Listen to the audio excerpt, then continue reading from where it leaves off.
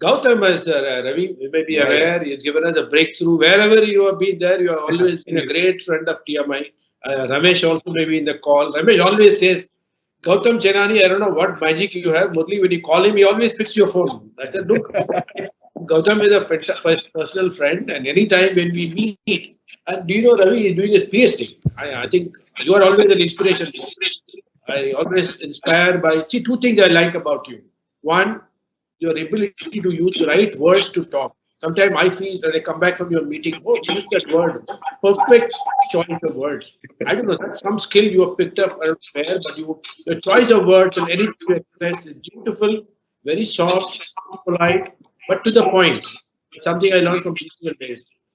Second thing I think about you, what I would like to say as a person is you're always reinventing yourself. I think from BSLI days, the story at BSLI, our relationship has been, we've both grown a lot. I've grown a lot from your friendship, from your rich sharing of experiences, your openness to look at new ideas from TMI.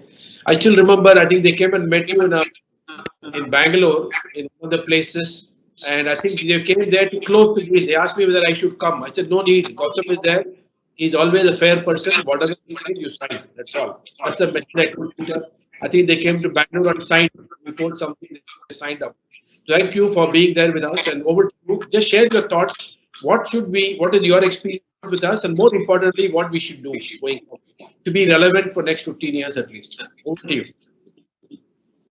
Thank you, Murli. Thank you, Ravi, and congratulations to TMI. In fact, on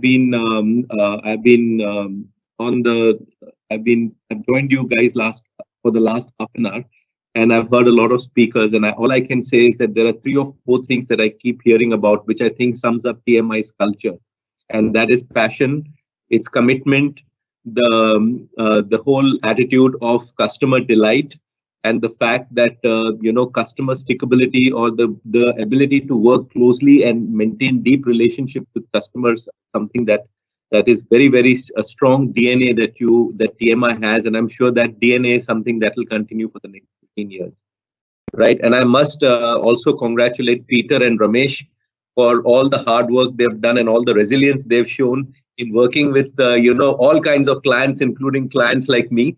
So I think it takes a lot of a sense, and both Peter hasn't lost hair, and neither I think has Ramesh lost his hair. So I think that's a good point.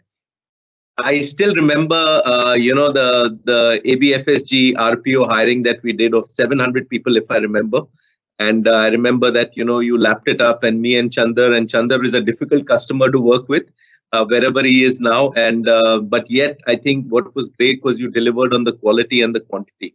I think even in JSW till recently, I think you've made a great difference to us in hiring for paints and hiring for steel.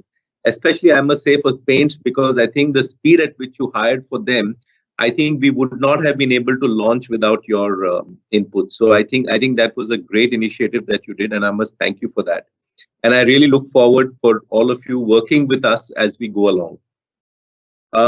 If you really ask me today, what is it that I think is important for TMI, and I want to talk to you about 4 5 things, because this is what I see in the business and in the markets.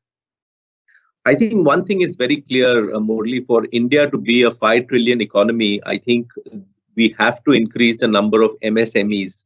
I think in the next 5 years, we are also realizing in the steel business that unless we focus on MSMEs, there is going to be no growth for the business and no growth for the country. And I think today, if you look at in the next 10 years or 10, 15 years, India needs at least 1,000 MSMEs, and it needs 10,000 SMEs moving into MSME. And I think these are the people, especially MSMEs, moving into large organizations, which will need help from TMI. I think if you look at what the US has today, it has a very great concept or a business model called the PEO, right? The PEO is an end-to-end HR service delivery model, which takes over HR for the entire company. And I think for MSME, I think you have a great spot because you do a number of things already. And today, technology is actually integrating everything together. So if you work a PEO model, I think there is going to be a significant focus, especially on the MSMEs, to take this whole thing forward, right? I think that's one great thing. The other thing that I'm now realizing is this whole concept of employer branding is going away. I remember many years back, TMI was the largest recruiter and the largest the person to place advertisements in newspapers, right? If I remember once when we were having this discussion. And yet when that newspaper media went on, you continued to be strong in the social media and the digital world. So I think this whole issue of branding is moving away to employee experience. And it is going to be experience that is going to be critical. And I think with your heavy bent of research and analytics, I think a lot of experience, employee experience that you could carve out for organizations will help organizations, deal with many issues going forward. I think the other thing that we are realizing is that AI and deep learning will play a very key role in all things going forward. It is going to help, drive data. It's going to help drive companies' competitive advantage.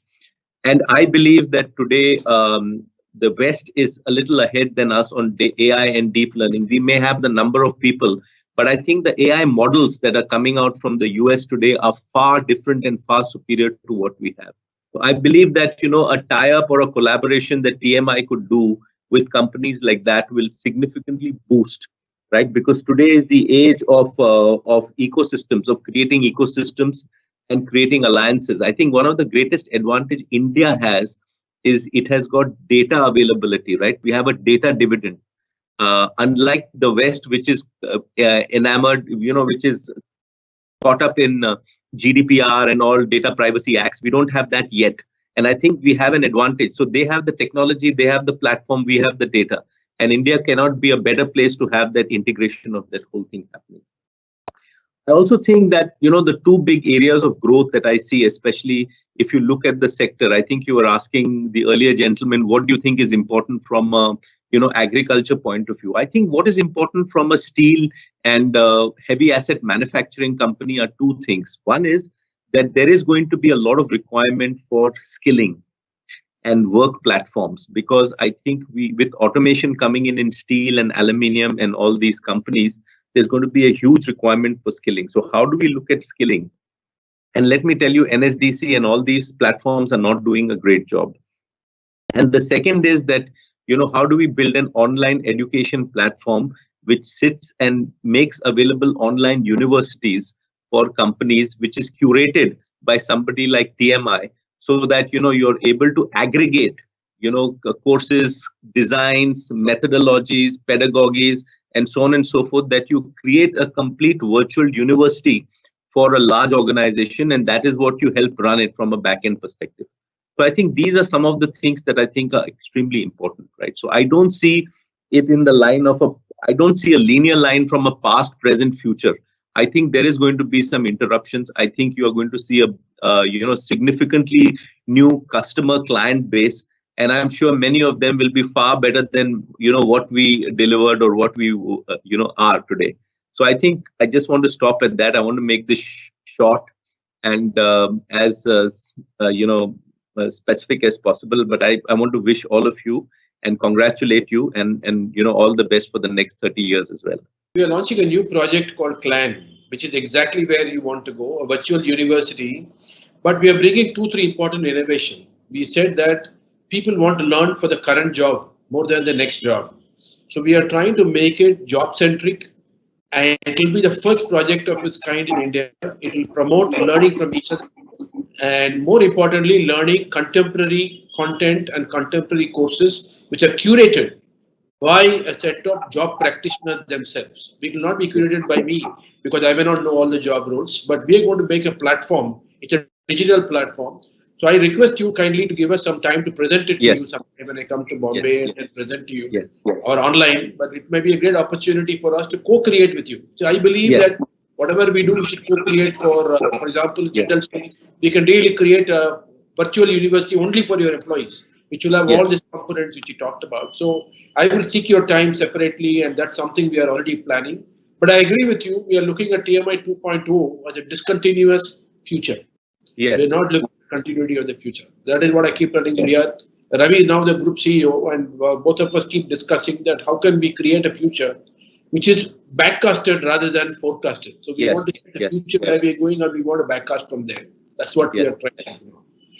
Thank you so much, Gautam, again for having patiently coming for this event, and really. My pleasure, Murli. My pleasure. Yeah. Thank you so much. Thank you. Thank you. Thank you. Thank you.